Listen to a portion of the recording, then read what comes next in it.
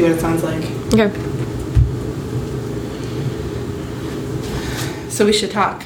What you're listening to is actual footage of episode 29 of the Sweet Valley Diaries podcast being recorded. What's going on indeed? How are you? So great. I'm going to turn the gain down a little bit. That's probably Or at least, too much. that's what it was supposed to be. Now let's talk some more. Okay. This seems cool.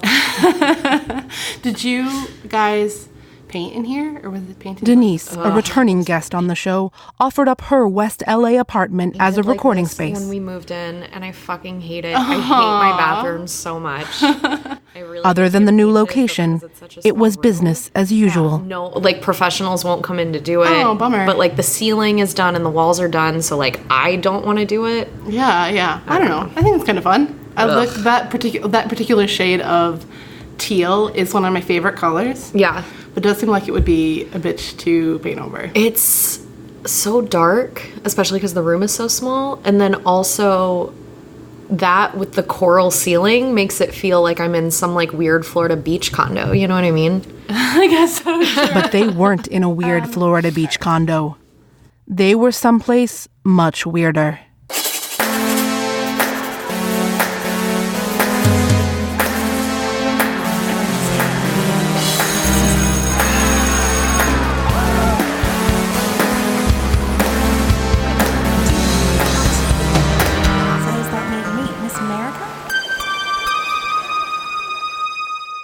Since December of 2017, this program has been fearlessly reporting on the works of one Francine Pascal with a no-holds-barred analysis. One sock in the load has never come out of the wash squeaky clean.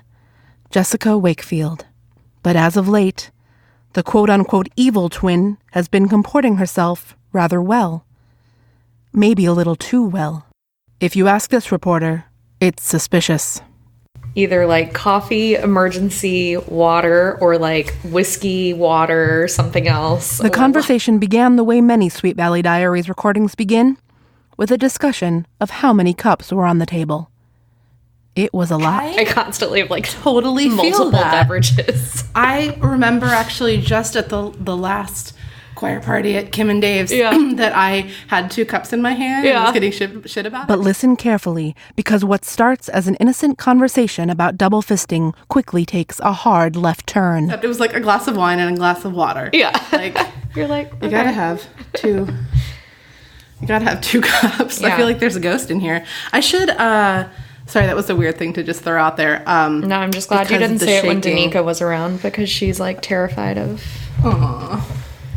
Of ghosts? Yeah, it might have been my foot. These probably are just our legs. That's and true. not a ghost. Most likely. I don't think they're real. Ghosts? Yeah. Yeah. Yeah. Are you comfortable that going bitch. on the record with that? Yeah. Okay. I've said it All right. before. Should that be my opener? No. Okay. I mean, you should do what Whatever you feel. nefarious forces were at work, they left the women alone for a few minutes. Perhaps they were unconcerned, as long as the conversation stayed away from the book at hand, bitter rivals. Which it did.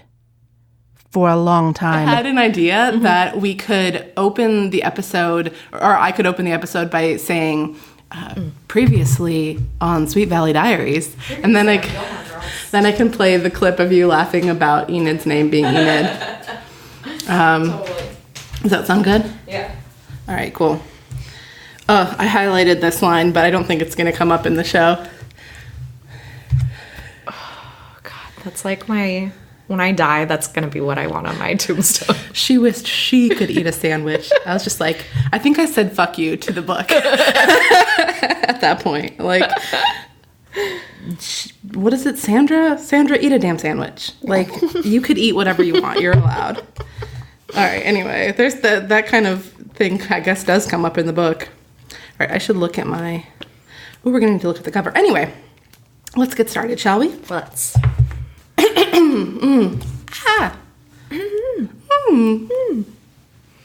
Welcome to Sweet Valley Diaries, the podcast where 16-year-olds cancel ski trips to Lake Tahoe to attend lavish costume parties at multi-million-dollar estates. So great. Super relatable. That's like nothing has summed up my high school experience more succinctly. You know what I mean? Same. Yeah. I'm sure everyone can relate. Everyone gets it. Okay, the cover of the book, I'm going to read the title. Do you have the book there? I do. So if you would read that part after I say the title. Absolutely. What number is it? 29? Yeah. Book number 29, Bitter Rivals. Will Elizabeth be forced to choose between Amy and Enid? Oh my gosh. Could there be higher stakes for a book? No. Will she be forced to choose? Hi, welcome to Sweet Valley Diaries. I am your host, Marissa Flaxbart, and joining me again today is the fabulous Denise Boylan. Hello, Denise. Hi. Hi. I'm so excited to be back. I am thrilled to have a good excuse to have you back. The model, listeners, gladiators, we're calling them now, by the way. Mm-hmm. Love it. Thank you. Gladiators are aware, probably, that fucking this up.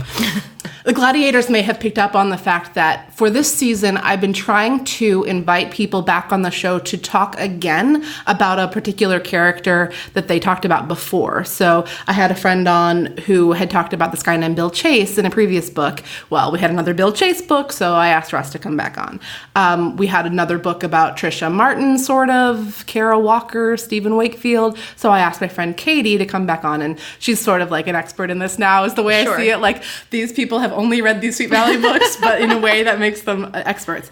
But your book that you were previously a guest on was the fabulous, seminal book number 6, Oof. Dangerous Love. That was a journey. Yeah, in which Todd Wilkins has a motorcycle, and it ends with Elizabeth in a coma. Classic. So Todd is gone. Yeah. He moved to Vermont. So long. Yeah. They really like the Northeast in this. Is that just for this book, or is that like the whole series? They're fascinated by like the Northeast New England area, it seems like. So this is an area that I should probably do more research in if I really want to truly claim my Sweet Valley expert title. But the sense that I have gotten from reading various things about Sweet Valley High, the way the series was created, was that it was written in New York City, like by people that were living in New York City. And in some cases, those people may not have fully had a huge 100% grasp on what life in California was actually like beyond, movies or vacations or stuff like that. Yeah, that makes sense. Yeah. Listeners, or Denise, you too, don't take that as gospel, but I do know that they were being written in New York City. Right. Interesting. So probably a lot of East Coast ties. And, Yeah. I mean, we both live in Los Angeles. Certainly there are a lot of East Coasters here. Although I feel like more than any other place, I meet people from Florida. Really? Yeah. And a lot of people from Chicago, like myself. And you spent time in Chicago as well. Yes. And I have a very skewed sample because I did improv in Chicago. So I know a lot of people who moved out here from there. A lot of people do that. Writing and acting, yeah. Well, because a lot of people moved to Chicago specifically to do improv and then moved to LA to like have their writing career, comedy career, whatever, acting. And you're from the South. Yeah. So you imagine, you probably meet people from the South out here. We have some mutual friends out here that are from the South. True. We're not talking about Sweet Valley High anymore, are we? But this is, I hope this is interesting. Anyway, good to catch up with you. Yeah, I'm having fun. The listeners want to know what our lives are like, right? I want to know what my life is like too. I'm like, what is going on? Well, part of the value of this program is the sort of, hanging out with your friends, cool vibe that listeners get out of it. So love it. I hope that's true because that's how we're doing it. Okay, so Dangerous Love, book number 6. We can't return to those characters right now. That was a unique situation. But there was a moment in that book where the character of Enid Rollins came up, and your delight at just the name Enid it was unforgettable. I don't have the words. Yeah. So in my heart, you became an Enid person, and I thought that this book was a perfect time. Maybe you're inured to it now. Like, are you inoculated against Enid's name after reading this entire book? It still made me smile, but now I'm a little more okay with it. All right. Okay, good. You had lots of names in this book, actually. Just tons of names, character name drops. So at the end of the last book, at the end of book 28, right? Yeah. We ended it with Elizabeth being really excited because her childhood friend who had moved away after 6th grade, Amy Sutton, was coming back to town. Also, great name. Amy Sutton. Amy Sutton. Classic, just a name. Yeah. And she was at the beach and telling everybody, and we were seeing inside Enid's heart that Enid was nervous about this new person because even though Enid and Elizabeth are like inseparable best friends, Amy knew Elizabeth first. She is predicting that she's now going to be having to share Elizabeth with Amy, and she doesn't know if she's going to be able to compete with Amy. Famously, and this gets across, I think, pretty clearly in this book, Enid is considered by popular girls like Jessica Wakefield to be boring. Right. At one point in this book, Jessica refers in her own mind to Enid as, I think it's dull and dependable. As if those two qualities are like equal levels of badness. She's like, ugh, what a dependable friend. Yeah. Disgusting. But we should get into that because actually, now that I'm thinking about it, we should probably read that whole quote because it's kind of gross. Like, Jessica is not. This is not a good book for Jessica. No. She's really going through it. This comes on the heels of Jessica having a lot of books where at the end of it. At the end of our conversation about the book on the podcast, my guest is like, "Oh, Jessica, in this book, I wouldn't mind being a Jessica based on this book." And I have to grudgingly admit, like, yeah, Jessica did some cool stuff. In the last book, Jessica planned and executed a really weird cheerleading fundraiser that went off great. Good job, Jessica. In this book, Jessica is just terrible. She's full sociopath. She is manipulating people's lives in multiple ways. Yeah. Okay, so let's get into it. I keep saying let's get into it, but we're in it. We're in it. Here we are. So the first thing that happens in the book is basically that Elizabeth stands up Enid because Amy is in town. Yeah. What I think, I might be getting ahead of myself here, but I'll just say it because I think it kind of Go for it. Covers a lot of the book.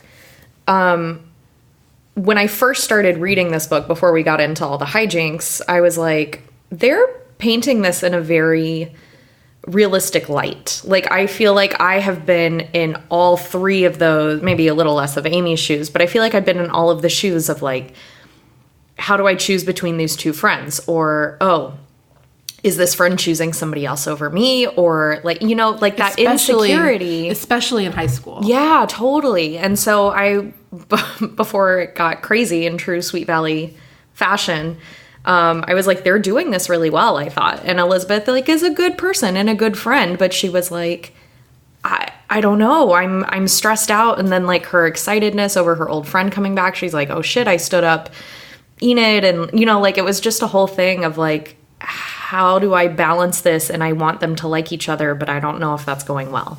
Absolutely. Yeah. So we have the three players on this. We have Elizabeth Wakefield, obviously, Enid, and then Amy Sutton are the kind of three main characters in this triad.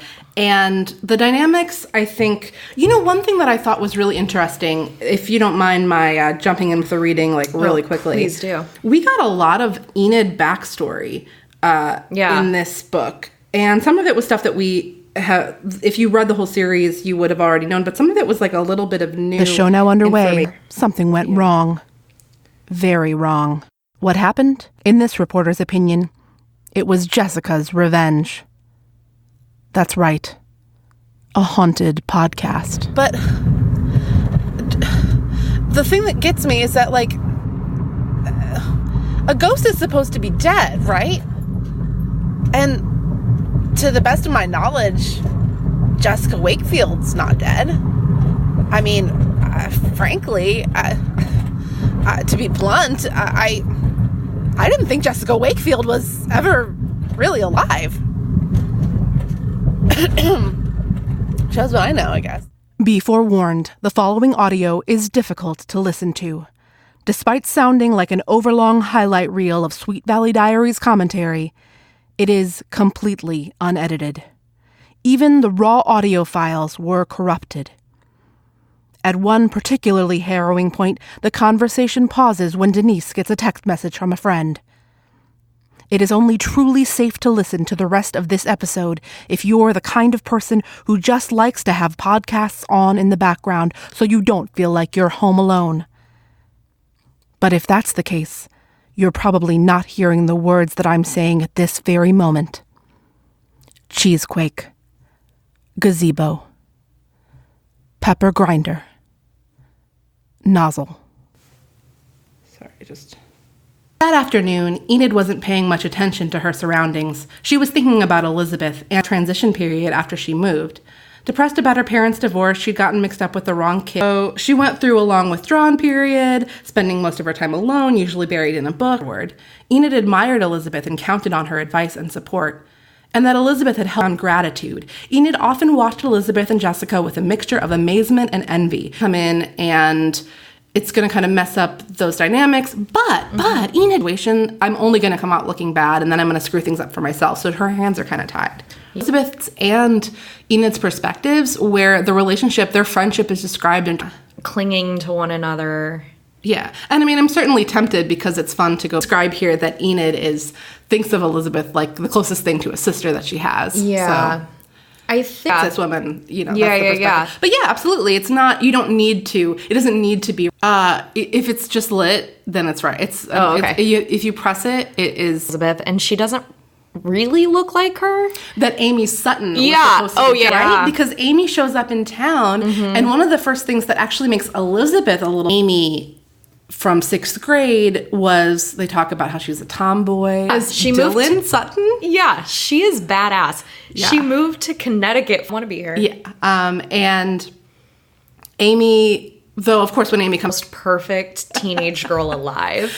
So one of the first things that happens in the book, I guess, do with this, and Enid and Amy got to Instagram. Yeah, 1000%. Yeah, Sweet Valley Diaries on Instagram. I will put in town a day early. We should say that. Fuck her. What is this? Ugh, seriously, I didn't even think about that part of it. I think it's a little bit bullshit, actually, because they were only going to be gone for the weekend. Beth is like, oh, you're here already? Oh my gosh, I'll come over and say hi. She's really cognizant of this. So cool. He does say, I hate to say it, but that's what makes it creepy. Right, because you're aware. Yeah. How old are they in this? 16? 16. Oy. And the gray eyeliner brings out the gray in her gray eyes. So cool. And I don't know, what do you think about Amy at this point? The entire, however many years they were apart, I was like, red alert, back up. A lot of experience dealing with a person who is very much like Amy. That's true. Jessica. So that they can finally meet because she's so thrilled for them to meet. Yeah. Oh my gosh, it's going to be perfect. And go to brunch at the Pancake House. Mm-hmm. So can I read again?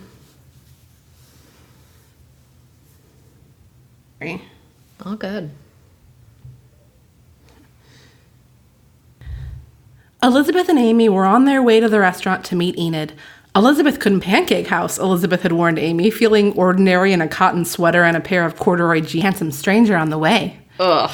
Her gray eyes widened. We might even meet him. Cakes. Yeah. The book describes Enid putting butter on her pancakes, and they're just talking about the backstory. But the backstory is important. Mm-hmm. But from here, the book can't stay mad at Amy because every time she tells Amy that and is calling out her name, Amy, and Amy just no. Yeah. Absolutely not. Well, and Elizabeth early on. Yeah, for sure. But then when, okay, but Enid feels like her hands are tied. She can't be so jealous. Which I feel like because he's the most significant by far. Did we get a last name for him, or is he just Christopher? I don't know. I guess we're too. Who's Christopher? Lila's look was devastating. Christopher, tree. Winston laughed. As opposed to the Fowler trunk, that is, he said teasingly. Amazing blue eyes. They just sort of pierce right through you.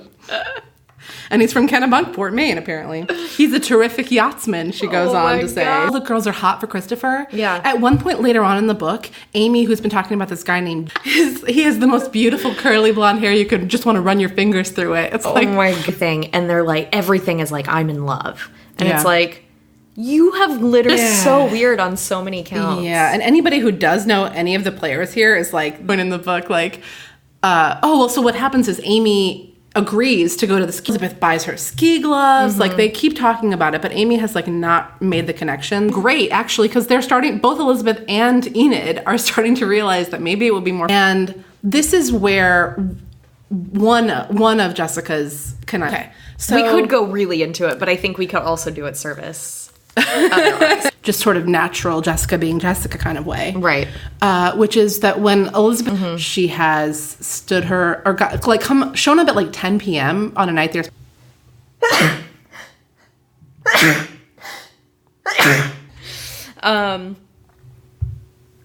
What was I gonna say? But I feel like if I were her, that would be the moment that I'm like, okay, fuck this. Like, what? She is supposed to meet Amy at the Dairy Burger, and she does meet Amy. Yeah, was and not Amy, about that. Amy tries to make some excuse like, "Oh no, that's what I thought too," but then I forgot about this.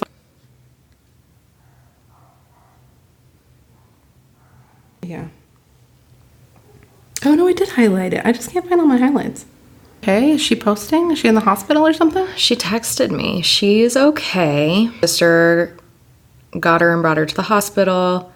Mild concussion. Yeah. Are you sure you want to? No. Is that okay? All right. Yeah. Asked her now to do something that is not I want a book on the aunt just being like, when the fuck are you coming to my about this. Like, Yeah. what should I do? Should I ask her? It's all just because of this dumb party, you know? So, what do you mean? Look, Jessica said earnestly. It's not as if Amy were trying to get out of the ski trip altogether, Jessica pointed out. Enid to show up either. I guess I can understand about the party, Elizabeth said. Elizabeth stared at her. What are you talking about? Enid has been so sweet and good-natured about it. And Elizabeth, this gets into Elizabeth's head for someone as dull and dependable as Enid. She's like, don't wake the beast. But that, like, she's doing what's it called? She's gaslighting Elizabeth. Oh my God. Totally. Thank you. And she doesn't take that into consideration at all. She's just like, Jessica loves herself more than anything in the world, and Yeah. Elizabeth is like a distant second. just from like remembering the books that I had read when I was younger and then like the two that I Introduced I don't remember ever being like, oh, that's to be each other. Right. I think the book actually, as often as they pretend to be each other, they already said that she loves cheerleading and she Yeah. was a cheerleader at her old high school. Right. And like clear Amy just kill her to like take over. The Bradley family. Miss Lee tells Enid, or does ask Enid, like, I think we should move it one more time. I know that. And I'm like seething at this point. Like, you are not. Elizabeth fully thinking that like fully gaslit on Team Amy. Is it in the moment where Elizabeth says she's gonna go Amy? Did that happen? Okay, Yeah. This is my number one biggest question. Okay, Yeah. Enid and Elizabeth were going to drive to the party together about this Amy thing. Yeah. Uh-oh. But, you know, they're sweet. Marina, Yes, love. Jessica, Cleopatra. Jessica is the hottest I guess this would be pre-car accident. Oh my God, Denise. He has a princely handsomeness. Gross. Director at this camp in Maine or whatever, like Yeah. where he was a yachtsman. I don't know. So I might be What a getting turn the of details. events. So let's see if this time I can find the thing that I'm going to read. Christopher confided that he had escaped to LA because Lila got to be a bit much at times. With times trading opinions about other guests, dancing and laughing together and having a wonderful time. Out of nowhere, Amy Sutton appeared and asked Chris if he'd dance one tiny little dance with her. Enid wished that she'd worn something a little less athletic, something prettier. To her, the rest of the evening was ruined for Enid. Amy followed her and Chris everywhere. He's caustic. Enid Rollins, she said, her eyes flashing fire. He's mine, she said savagely, leaning closer. He's mine, Enid. Not you'd like to. Ooh. Amy spun on her heels, her weeping. Ugh. Oh my God. Amy's got issues. But Enid threw out something like, I wasn't gonna But Enid wasn't about to tell Liz. Since I have the Kindle version, I searched for the phrase "get lost" to see if we saw that scene. Insinuate this now. Okay, so I just missed it. Yeah. All right. I mean, to be fair, it was very easy to like manipulated somehow into driving her home. Yeah. And Enid, which I would be too by that point, I think. Yeah, I guess if she thinks Amy is gone, she's out with friends, and she's like, "Oh, now to Elizabeth at this point."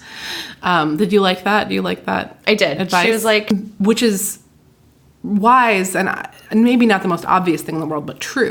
I can't get anyone's name right. Yeah. Elizabeth was like, Enid would have told me, and Amy's a cheerleader. yeah. And there's trouble in cheerleading paradise again. Somehow we need new members. In the perpetual calendar of Sweet Valley High, it's become pledge season yet again. We haven't had a pledge season in a while. I think like Robin Wilson was fat before, and now she's the champ, and she wants to be in PVA. Anyway, What a journey. oh my god. Yeah. Usually we lump them all together, but the two we most can't. important boys, Yeah. have their own. Maybe they were both. Jay McGrath is a good name. Jay McGuire. I'm pretty sure I went to high school. My last name. I really didn't like it. No, that's weird. Is in love with Jay McGuire. Yeah. She is convinced that he is the one. Managed to get him for her dialogue partner. This week they were pretending to be tour guides, learning the names, but when their gazes locked after class one day, Jessica knew that true love between... How do you compete with a senior? The answer is you can't compete, but... it's called Miss Lovelorn. Terrible So- name. Love stuff. Love stuff. And the first column seems pretty good. Like, Yeah. they're giving pretty... Yeah, it was me. Oh, I know what you're going to say you are in Yeah. this book. It is to Yeah. be dating someone that's a different age from them. There's a funny line where Jessica have a fight, and then Jessica hangs out with Jay. So And- let's talk at the place where everybody makes out. Yeah. And I knew it. He added a minute later, I should never have come up here with you. Fully broken up. But anyway, yeah, so she does this Does totally... she convince him that... But then Jessica's fuck up is like also that I don't like that he's a year younger than me. He got this crazy idea in his head. He got into the dumbest. Their column. So Elizabeth has to do it and basically publishes the two letters. One. Yeah. She's so proud of herself too. Yeah. And she always convinces. Because I know that he should be with me. Yeah. Yeah. Even though they'll thank me they later. love each other. Yeah. Yeah. Well, she does have red hair, so I like that. But I think Jessica tendencies. Like, I would joke about you. It's crazy. yeah. Jessica will act on any whim, on any impulse. Yeah. Yeah. Well, Denise, thank you so much Oh my God, for thank joining you. me This was today. so fun. Age blunders, you know Yeah, what I mean? Or like absolutely. issues, yeah. Gladiators, thank you for tuning in. You know, you don't have to post pictures of your own. You can just follow Sweet Valley Diaries. The greatest that Denise photo is of all talking time. And we'll do a side-by-side comparison with that. For book number 30, the season finale of Sweet Valley Diaries. Sandra nominate Jean for Pi Beta Alpha, and can their friendship last if she does? Oh, yeah. That's good.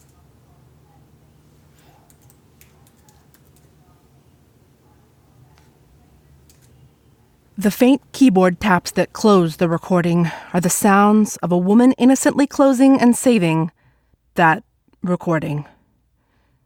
What she didn't notice was that even though she and her friend had been recording for over an hour, the file was only 27 minutes long. What really happened that day? We may never know. I didn't bother to Google whether this is a common problem with this editing software. Yes, that's right. The woman in that recording was me. We will be coming to you next week with another special report, dispatches from the Gladiator community.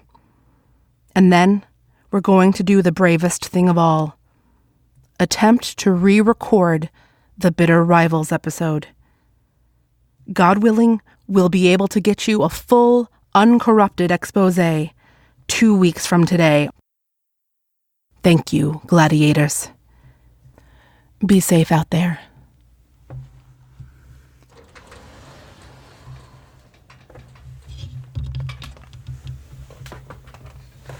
Now let's hope this shit recorded. Shit.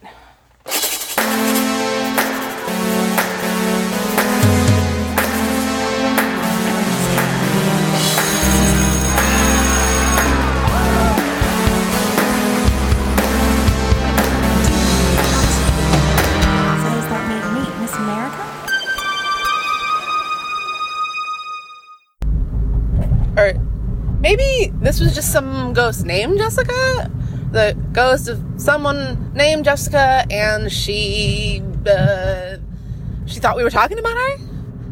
Like, or maybe she was a Jessica in a previous life. Oh my god, that makes sense. That makes sense. Or her name could have been Amy Sutton. Uh-oh. I just didn't go at a green light.